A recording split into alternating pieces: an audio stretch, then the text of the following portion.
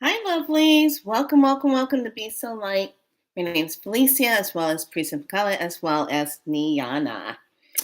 So, you pick and choose. It still comes back to me. So, last night, continuing on with the journey, I am feeling this call, this change. And I think it was kind of interesting because there was something I was looking at when I was looking at on YouTube and I was watching a video. And I was just kind of really drawn to this video. And when I went to go do a research, I thought it was interesting when I opened up the web page and a person's face popped up on it that I know. And this person was someone from my past, when it all began, how I stepped onto my path. Now, there's a lot of good and there's a lot of convoluted bad stuff um, with this individual. But I thought it was really interesting how this person has maybe reinvented themselves, maybe stepped into a deeper part of themselves with other people, knowing other people.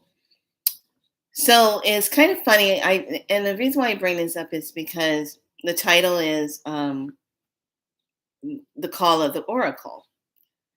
And when I was looking at the web page and I was looking at the one particular person that I went to go look up, and then this other person's face popped up, I was just like,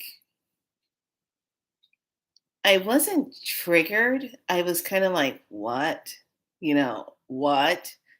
And I had to kind of sit with it for a moment. And I said to myself, I said, you know, in our journeys, in our life, we come across a lot of people that are teachers, that have lessons, whatever soul contract that we agreed upon when we came into this incarnation. And I find it interesting that every time when I'm going into another part of myself, or I'm getting ready to evolve or step into another branch of myself, someone from the past pops up. And I never know if this is going to be a good thing or a bad thing, but I just kind of look at it as, okay, is there unfinished business here? Is there unfinished energy? Is there unfinished stuff going on that kind of need to be, dealt with, or needs to be talked about, or is there something left unsaid? Let's just put it that way, left unsaid. So I think a lot of times when we're in our journey, sorry for clearing my voice, but there's stuff that's releasing again, and I'm like, oh, okay, I'm releasing more stuff again. um there's just this energy of,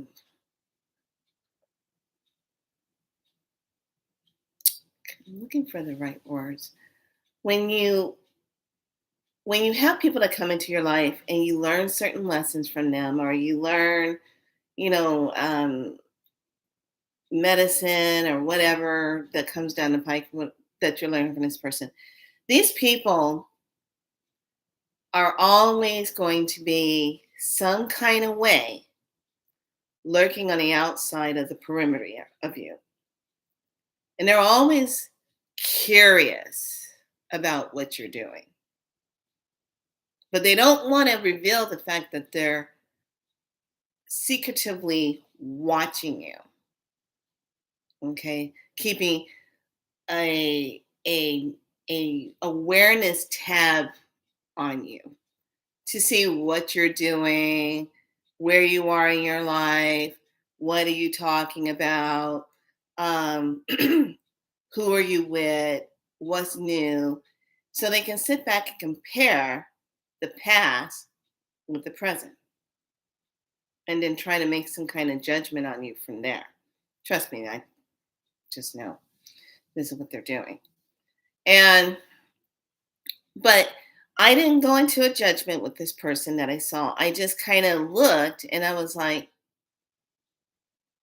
"Oh, okay, this is where she ended up on her journey. This is what she's doing now." And okay, interesting. And I just went ahead and went on about my thing. But it still was kind of in my mind of interesting to to be one that does oracles, that communes with the divine. Really, that's what it means. To communes with the divine. Um, I find it interesting too that people who don't understand, I'm looking out my window and I'm literally watching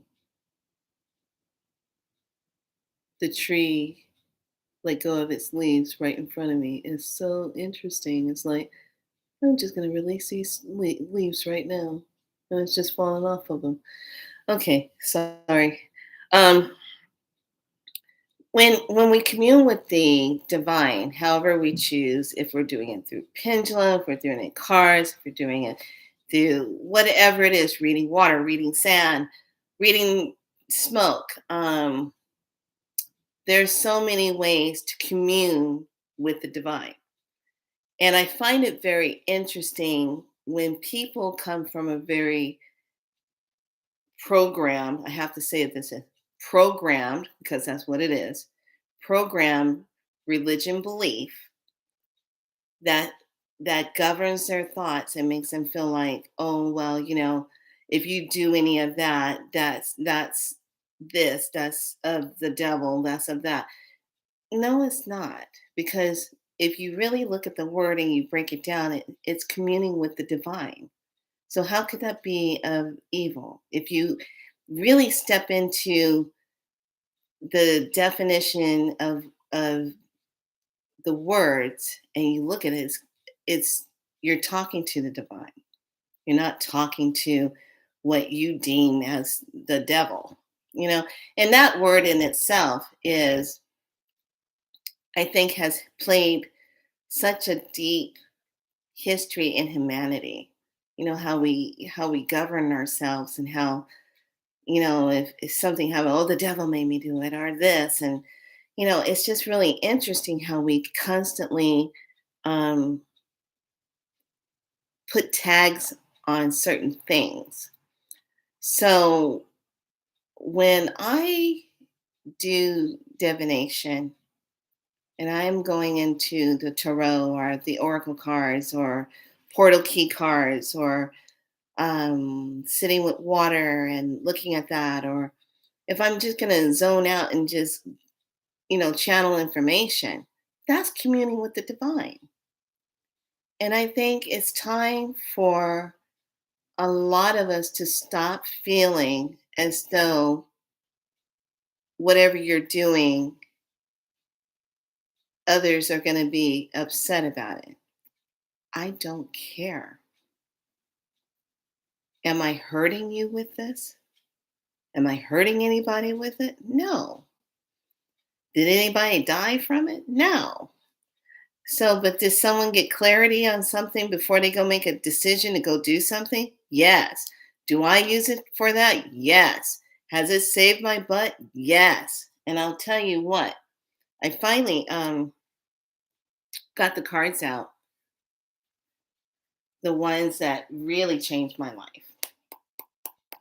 And these are the Daughter of the Moon cards. And I just remember, this is the one I talked about it when it was signed by Fiona. Um, these were the cards that when I found out that my ex husband was having an affair on me and that the marriage was coming undone. And this was over 20 something years ago. And I sat down and I did these cards, and these cards literally were spinning like this and shifted off like this. And it was like every time when I dropped it down, it spun, and literally like somebody's finger went like this. And I think it was a total of 5 or 6 cards that did that. And I was just in that space to receive the message because I asked for divine truth. Show me divine truth of what I need to know. And it was right on point. Everything was divine order. I mean, these cards change my life, literally changed my life. And I will never forget this. These cards are totally sacred to me, um, because one, they had this pretty bluish, purplish kind of hue to it. They had the moon on it, and then when you're looking at the cards, it has this type of art on it, and it's just I don't know if you can get these cards anymore, but I do remember this one came up in my read, and I still remember it, the cards to this day. Hecate came up. There was one where I want to show you those pictures. This came up, the cutting of the blades.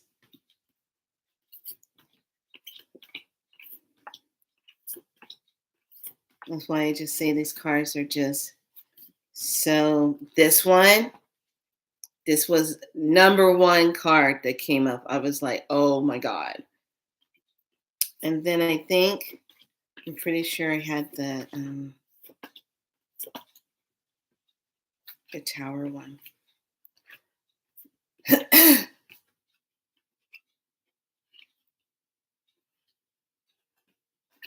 Was in Kali. Kali didn't come up.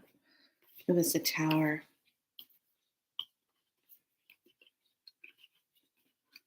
And it was so on point. I just remember how on point it was. And I was just like, what?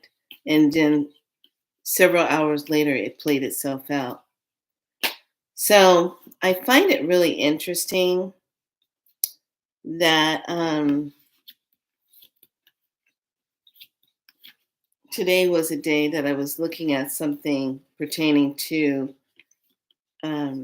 Oracle, and because in the journey of last night's dream world, it was a lot of going into, oh yeah, it was the burned out one.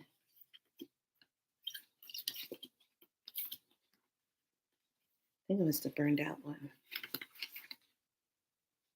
Yeah, that was the one. Okay. So the burned out one, the sorrow, I remember this one distinctly where she's crying, the cutting, Hecate showed up, and then the storm. And it was all pointing out to, and I think Kali was in it too, like to show that it was the hardest one. Now when I look at that picture, I was like, wait, Kali was in it. She was in that. And it was just the ripping force. But the oracle cards, when we dive in and we commune with the cards, you get your answers. Kali, the awakener. So it was like, wake up, see what's going on around you. It's time to let it go and release it. So to have these cards literally spin and push off like this, spin and push this way. Hi, darling. Hi, darling. Was powerful. So when I woke up this morning, I was just like, I'm getting ready to go on a deeper journey of self of oracle work. And I have on my signal group, I have two groups. I have one group that's for the teaching us becoming a spiral light practitioner. And then I have the water divine water priestess group. Now we were Stargate group, we completed that task. So now we're moving into working with the waters. But in these group, we do a lot of the oracle work where we dive into oracle to communicate with the divine self. So I find it really interesting that when we're talking about communication, when we're talking about trying to receive answers, when we're talking about, oh, I need to get clarity on something, we're sitting with ourselves and we're asking the questions to get clarity. Now, sometimes when we ask questions, when we're diving in with our tool, you might not like the answer. So, this is where the ego part kind of comes in and starts playing around and saying, well, maybe I need to do the cards a little bit more to get the answer I want. But no, a lot of times the cards, when you're doing it, it gives a clear answer. Is telling you, the divine is telling you what the message is. You might not want to hear the message at the time, but it is giving you the message. So I find it really interesting because we're in the month of really communication with the divine, with the ancestors. This energy carries us all the way until about the middle or third week of November before we start going into December, where it starts to become more silent and still. But this is a time we start really communicating with the ancestors, with, you know, what is my next step? What is the the next outcome? When you're taking a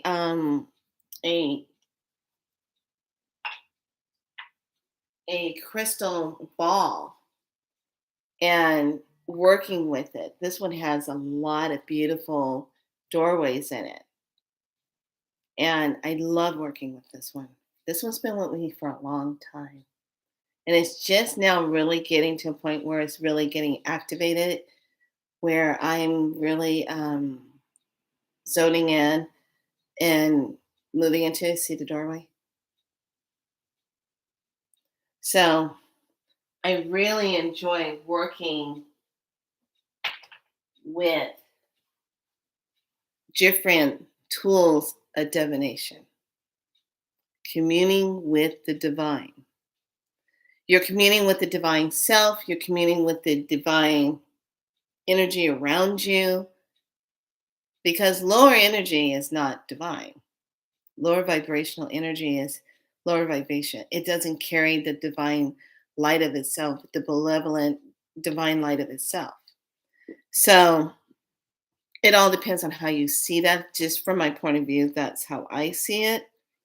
Um, but one of the other tools that I really like using too, because it's into the Halloween, is called the Witch's Oracle. Now, everybody on here that knows me, I collect a different amount of different cards. And I read the tarot, I read the oracles, I read the pendulum, I'll do the read with the dowsing rods. Those are my favorite when I can do dowsers. And then I can become that dowser. But when I'm looking at different kind of cards, I'm looking at what kind of calls me, what feels good to me, what is that. And the reason why I made a statement about the Christianity part of it is because there's still some people that'll get triggered when they ask me, what do you do for a living? And I say, well, I am a spiral light practitioner. I'm a conduit for it. I'm a teacher. I am an author. I am an ordained non-denominational minister. I can bless you. I can, marry you, and I can bury you. Um, I am a retired licensed nurse, and I have all my tools that I use and put it together to help others be activated in themselves to go do their work. I help others to be inspired by their own divine light of themselves and to take root to that. I'm also something else, I've been talking about, but I never really give a lot of thought to it. But it's been coming up. When people are looking to get pregnant or have had miscarriage or have had situations where they can't have a baby, I don't have a problem with opening that door for you. It just comes so natural for me. And now in my nursing days, I worked in labor and delivery and postpartum. I was a part of that whole world of baby world. And that was a really nice part. I didn't enjoy very much when the babies didn't make it, but I had to look at the fact maybe their journey was only just to come in to experience that and then to transcend out and then make it another journey to come back in. But I honestly can say that I am very, very good at. It's another part of my forte. I never really talk about it, but I'm very good at helping individuals get pregnant. And I remember my first case of it, this lady, a family that she was a family member of people that I would go and do massage work on. And I remember she came to me and she says, the doctors had told me no matter what infertility drugs I'm using, whatever, I can't, I'm not going to be able to conceive. And I said, oh, that's nonsense. And that's how my mind thinks. I just go right there. I'm not going to be able to conceive. I go, oh, that's nonsense. And I said, if you have your ovaries, you have your uterus, and both partners are clear, thank you, you can have a child.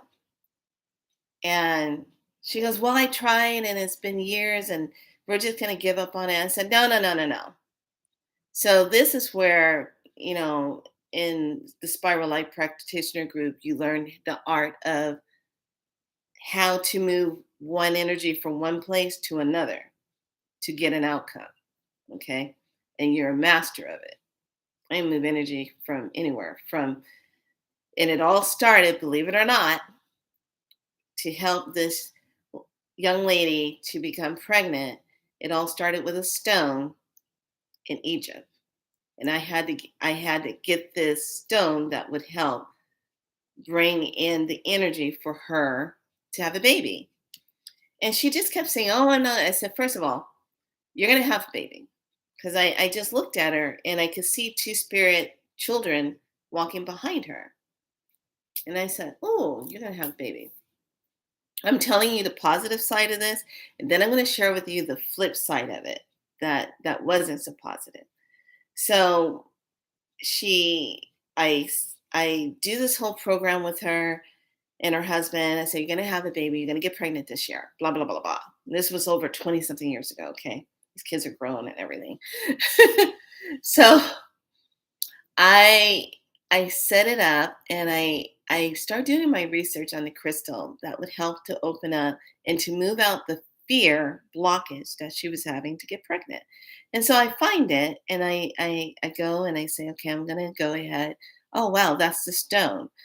Wow, it's way in Africa. Mm. Okay, I know I'm not gonna be able to find that stone over here. I already knew. Spirit already told me you're not gonna find the stone. And I said, well, how am I gonna do this? You're going to take and you're going to transfer the energy of the stone over there into a crystal here and give it to her. And I said, oh, okay. I just, just like I'm having a conversation with you. That's how I talk. So I went ahead and I did it and I got to transfer. I downloaded it and put it in a crystal and gave it to her. And I said, okay, I need you to drink good water. She goes, well, I drink water. No, no, no, no, no, no. Water is life. I need you to drink good water. Now, keep in mind, this is back in the day when I was just young on my path. I was just stepping into myself. I knew I wasn't going to be in nursing that long.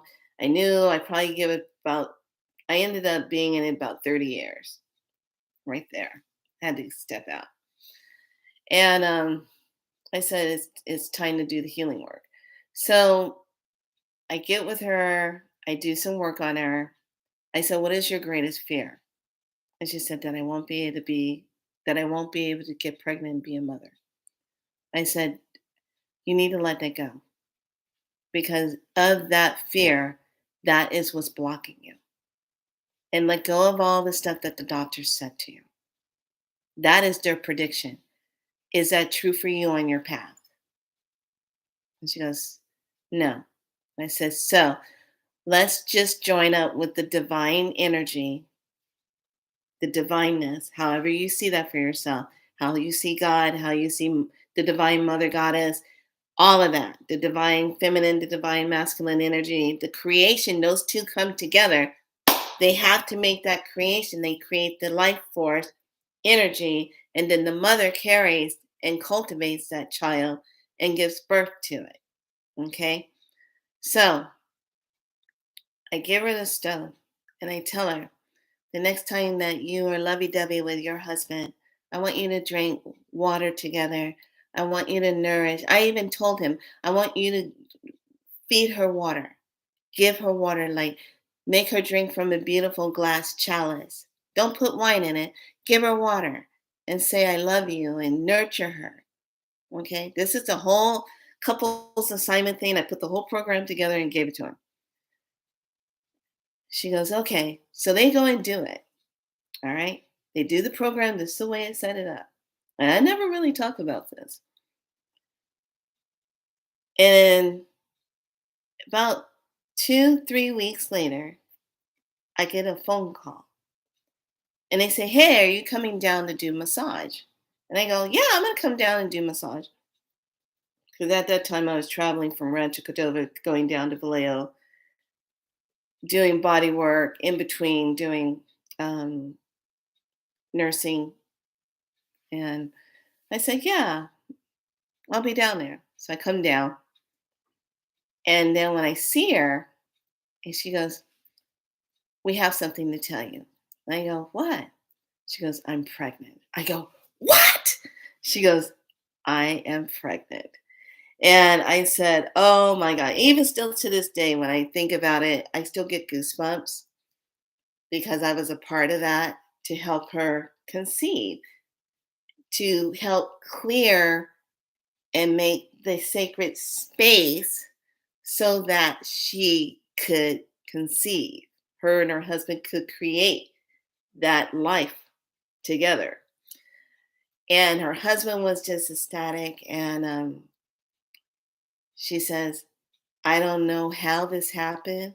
I have prayed and prayed and prayed. I have done all the infertility things. Nothing worked. And then you come and give me this little stone and tell me to drink water. And I have a baby. I'm pregnant.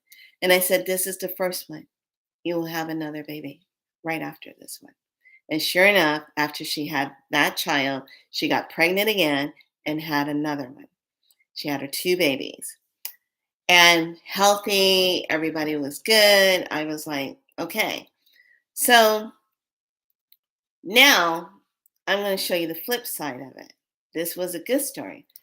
And sometimes when you are an oracle, when you are a seer, when you are a hearer, when you are a person that walks in your divine light, sometimes it's challenging to when you're going to say something, when you're not going to say something. Because a lot of times I'll get messages to say something to somebody, and it can be a perfect stranger and just walk up and say something. And that's something that they needed to hear. Because a lot of times we are the messengers for other people to receive messages some kind of way. Okay. So I'm just like, okay, So this young lady,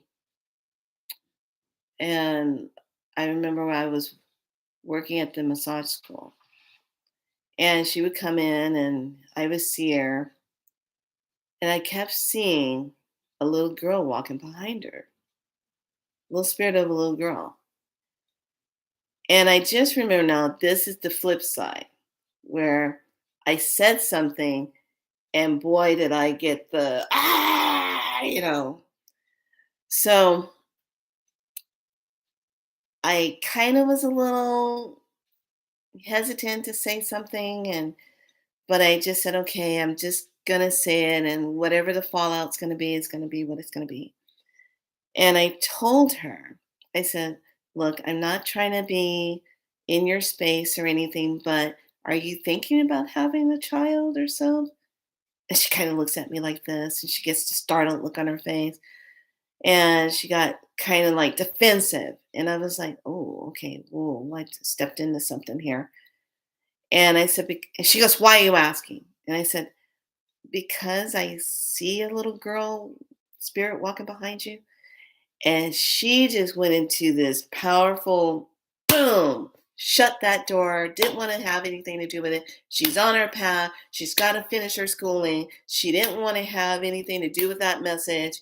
She just wanted to shut it down. It was like, I don't want to talk about this. And, I don't want to know anything. And, don't tell me. And da da da da. I'm like, okay, I didn't know, because when I see that, that usually means a child's coming. And I'm just sharing the message with you. I'm not trying to get in your space, not trying to hurt you. And then I felt bad because I told her, and she went into this whole defensive tirade on me and got all upset about it. And then she was like avoiding me like the plague and didn't want anything to do with me. And then she got really defensive. And then finally, she reached a point where she stopped being defensive. And then she got to a place where she was like, okay, why am I acting like this with her? Because she was just giving me a message. So, and I told her, I said, sometimes when a child needs to come, they already pick their parents, they pick their mother, because they have to come and fulfill their destiny. They know when the stars are right, just like all of us. We knew when the star alignment was right, when we were going to come in. All of us do this to get here. No matter what the situation is, who our parents are, we pick them to get here. Whatever the lessons are with them, we pick them to get here. We got to just accept that right there. So I told her, I said, look, sometimes just because you think you'll have everything under wraps and you're taking everything, she goes, I'm on birth control pills, I'm on everything, I know my body, and I da da da da. I'm like, I've seen people be on birth control pills and get pregnant. I've seen people have their tubes tied and something comes undone and they end up pregnant, because when a divine child needs to come, they will move from heaven to earth to get here. That's it. That's the magic within itself. So that was the flip side of dealing with someone that was, you know, didn't want that. Then I have the ones that I come in contact with. They want a child so bad, but the energy of the wanting that child so bad actually creates anxiety and stress, and you're not on the frequency to receive it. So, and I remember, and I love her to death. She's not going to mind me saying this, but I'm not going to say any names. So there's one individual, I love her to death. Um, I finally just had to just say, I want you to go home. I don't want you to think about the babies anymore. I don't want you to think about getting pregnant anymore. Just drop it, leave it alone. I want you to just go home, be with yourself, be in love with yourself. Don't think about it. Stop thinking about it. Boom, week later, she's pregnant. That was her homework assignment, not to think about it. Boom, pregnant. And here's the beauty part of it. Sometimes when you go and you can do different, say, like astrology reads on yourself, Vedic astrology reads on yourself, and they can show if you're going to have babies or whatever, or it might show that had a miscarriage or something, or it might show you're going to. I'm always one that likes to override that. I had a miscarriage in 1993, didn't know I was pregnant. Um, the guy I was with at the time, we were trying to have one, but I didn't know. And I was under circumstances at that time. I was in the height of my nursing career. I was suffering with endometriosis and fibroids and had a jacked up uterus with all these tumors in it and had been on this crazy drug, Lupron, to get all the endometriosis under control. And then the doctor says, if you're going to have a kid, now's the time to try to have one. So we were kind of, just working on it, but we weren't really sure. And I just remember I was a little bit late, but I had the worst pain ever when I miscarried. And it was just the release. There's a pain that comes like no other. And there's a loss when you feel yourself having a miscarriage. I just remember the amount of blood. I just remember I was by myself at home. Everybody had gone and went to work. I'm by myself. I'm calling up a friend of mine's. I said, "Hey, he was a nurse also," and I'm like, "I think I'm going through something. I'm losing something." And I just remember when I saw the blood and I look and I see this like slither cord, but I couldn't see anything because there was just so much blood. And I just remember saying, "I think I just miscarried. I think I just lost my baby." And it was just this empty. And the depression that came in. Now, if it was just a normal period, like I was just having a period, the doctor wanted to check me. I didn't want him in there trying to check me because he says, "Well, you don't have any hormones." I said, "Of course I don't have any hormones because no telling how long it was and everything just dropped and the body's processing it. So it's not going to show anything, you know?" He said, "Well, you just had a double period." I said, "I don't, because shut the hell up. I don't know what you're talking about, a double period." So I said, "I know in my heart and spirit, I lost something because I was so depressed afterwards." And then my partner, we were going through it. He was trying to be there for me. And there's just this energy when you have suffer a loss and what comes with that. And I remember saying to myself, I'm not meant to have a child in this lifetime. I'm not, it's not mine to do. So I kind of tucked that away. And then I ended up with a histo. And after that, that just solidified my path, what I'm here on this planet to do, you know. So when I meet other women who are going through that, who are trying to conceive, or they did conceive, or they went through a miscarriage, I also go into that space and help them process and clear that out. Just simply just sitting and just talking to you. That's all I have to do is just sit and just listen to you talk and process. And then that clears away. And then when I see that energy come in, and they'll say, you will have a baby. If a person has gone through a loss and that child leaves, that child will turn back around and come back through because something either wasn't right with the body, they didn't want to take it on, so they will go ahead and leave, but they will come back around within a year and come back through again in a better body. So I've seen that happen. I've been a part of that situation. Um, and then I'm always looking and teasing people that I know and care about and love and come into my life and stuff. And I say, when am I going to be an auntie? When are you going to have babies? Come on. And then they have their babies. So this is something I never really talk about. I always talk about the spiral line. I always talk about you know, the divination, the oracle reading, how to be in connection with with the divine, but I never really sat and talked about this part of it.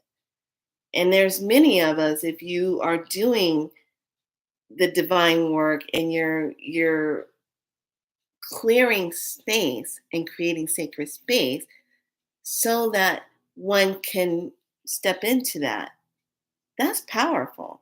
And one of the things I really want to share with all of you is when you're doing your reads and you're going in and things pop up in the reading, or you see the empress sitting there and you're like, uh-oh, I see fertility here, or you get that fertility card, you have to ask two questions. Are they looking to have a child? Are they going to cultivate that? Or are they looking to create a new business or something of art or something of what they want to do? So always when you get that card, the Empress card, you want to pay attention to the energy of what that is, what is coming up from that. So I thought I'd just share that. And because I'm really going to be offering that service more to help clear that, because I am totally in this energy of the new children that are coming into the world and why they're coming. They are high divine children. I will know the mothers that are carrying these type of children that have the golden DNA codes. They are already turned on. They know why they're coming. They know what their mission is. They don't have to go through the process like what we went through to get to your mission and all this stuff. They already know what they're here to do. They are going to be teaching us. They are the new awakened human tribe coming. That's the only way I can really say it. They are the new ones. And they are not a part of the matrix energy that we are fighting to get out of. They are already sovereign in their divineness, which makes them a high threat to the xenomorphs, because the xenomorphs don't want that. So think about when they're always trying to encourage other things for the body, okay? What their real intent, purpose is, okay? So I wanted to just share that and bring that to your attention about when we do divination, you're always communicating with the divine. That divine is your higher heart self, your high heart self, and the divine that governs you, that is a part of you from the time you incarnated in this lifetime. Okay. There are many of the ancient ones that walk with each and every one of us. But if you are cut off or numbed out or just don't care, you're missing the messages. So when we go into our cards and we do our oracles, they bring you the messages.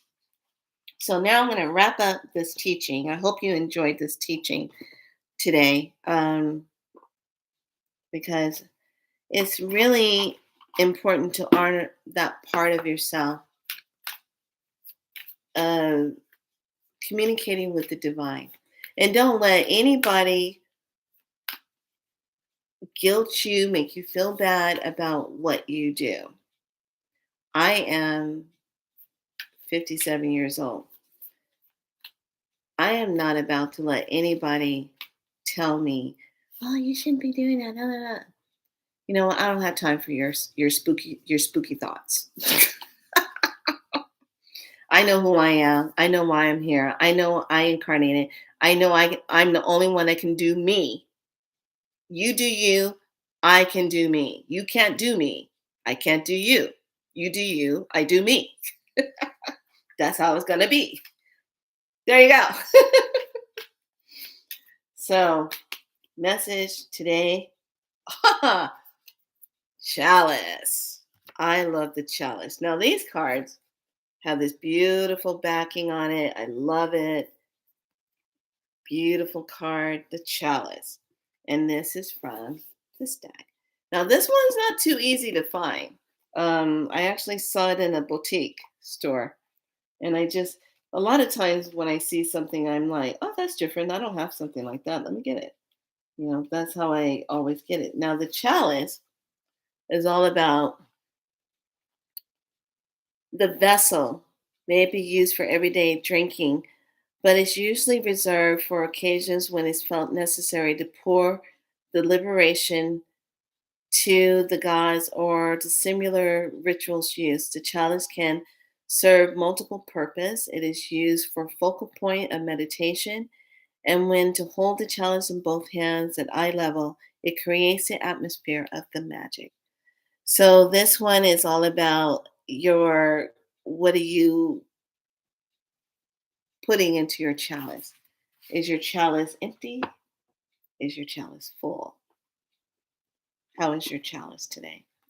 And let's take a look at the portal keys, and then I'm going to wrap it up because I haven't had breakfast yet. I've been just kind of floating on the energy here. So yesterday we had certain kind of portal keys. Let's see what kind of portal keys we're going to get today. Okay. I'm only going to pull 3.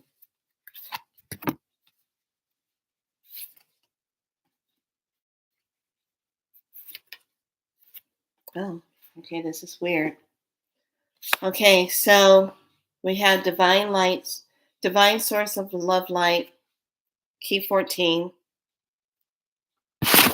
We have Mount Shasta, law of action, key number 1.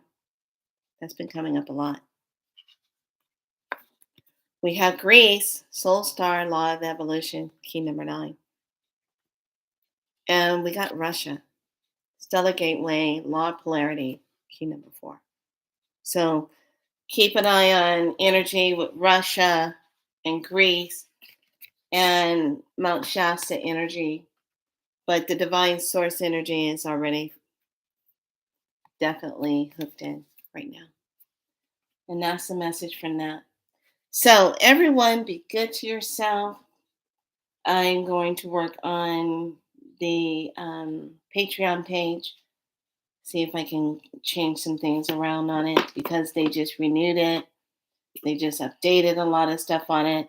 I thought that was interesting because of the coming events and stuff that's going to be taking place on these platforms where how we're doing things, we're not going to be able to do it anymore unless you're having some kind of subscription to it. Like how we come on here and do this now, this ain't going to exist anymore. And then this ain't going to exist anymore. They want us to be walking around with things on our head. Now, Israel Perez had told us, he said last year that in a few years, these are going to be obsolete. The phones are going to be obsolete. They're not going to have this. We're going to have these scope glass things where everything is all that. These are going to be obsolete. And you know what? Now with everything happening and how fast time is moving, look at how they did with the TV. Look how they did with, the tape deck. We went to a DVD. Look how they went from a DVD. Look how they went from, they made us get rid of our regular TV and you had to get the plasma TV. Remember that? Oh, your TV's not going to work. You have to get a flat screen TV now. So now I remember when I went in getting a computer, the one that's in storage, and I remember the young man saying to me, well, don't you want to just get like a tablet or a phone or something? And I go, no, I need to have a computer because I got to have, he says, soon those are going to be obsolete. You're not going to have computers. Everything's going to be done through the phone and then that'll be gone and it'll be something else. And I said, so we're already in that doorway. We're already there. Time is going by so fast. So I just want to share that with you. I wanted to ask each and every one of you to be good to yourselves. If you feel called to go into divination and you're drawn to the cards, you're drawn to the oracle cards, you're drawn to ceremony and ritual, especially if you are a woman, it's because of the fact that that's a part of you. And it's because it's connecting. It's a part of connection. It's a part of connecting to ourselves. Okay. So I always say, dive deep, receive those messages, and know thy truth of self, because that's what it is. And I can't. I don't think. I think I'll be. I don't know. Maybe in my 90s or however long I plan to be messing around down here. I don't know. I'm always going to be flipping a card over. I'm always going to be doing that. Hell, I might just be at my own funeral saying, "Turn a card. Let's see what I'm doing." Doesn't matter because I'm doing me. That's what calls. I'm having a divine conversation with the divine. That's all I'm doing. Me and the divine are having conversations. We're not pulling the Megan. We're just having a divine moment. There you go. Notice how I said that. I'm not having a Megan moment. If you know who Megan is, the AI that went rogue in the movie. Now I want you to think about that. I'm not having a Megan moment. I'm having a divine moment, conversation with the divine. And with that being said, be so light. Be good to yourself.